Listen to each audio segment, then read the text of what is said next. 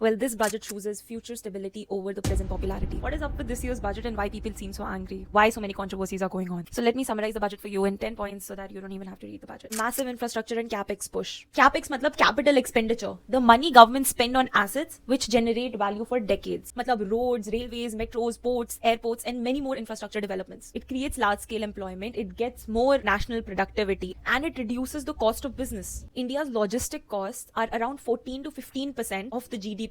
And of developed nations, it is around 8%. And this is what infrastructure is going to solve. Land appreciation near the highways, metro stations, industrial corridors. Every infrastructure project creates a value belt around it. Now, the controversy is middle class says these roads don't reduce my EMI or my grocery bills. The critics say that the execution takes years to happen. So it's very slow and uneven. I mean, these are very valid concerns, but just like interstate highways in US have helped so much growth in the suburb areas, infrastructure first and consumption later concept of China, all high GDP nations have always started with the infrastructure. High-speed rails and transport corridors. It cuts on the logistic cost, it boosts the intercity business, and faster goods, cheaper goods. It begins the corridor-based development. Tier 2 and Tier 3 cities are going to benefit a lot. Example, Japan's bullet trains and Europe's integrated rail networks.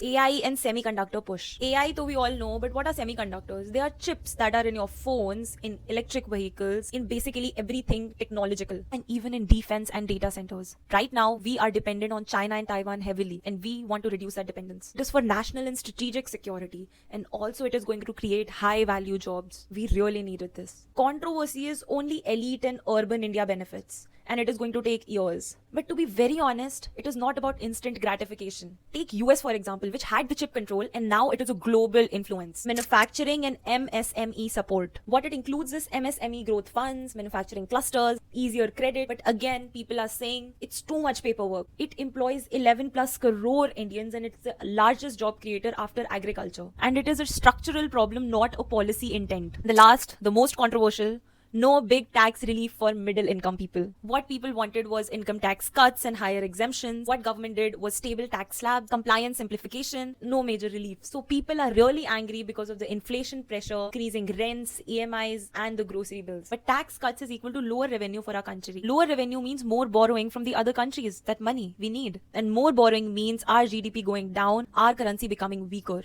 and the inflation. The history has proven when the country is overspent, the inflation always had risen only. And long-term stability beats the short-term happiness. Take example of Argentina and Sri Lanka for fiscal population collapse. This budget did not try to make you happy, but it tried to make India more stable. Tune in for part 2 because it's going to be much more controversial because issues are a lot, things need to be conveyed to people, but somehow misinformation is spreading everywhere. Part 2 is going to be uploaded within 24 hours.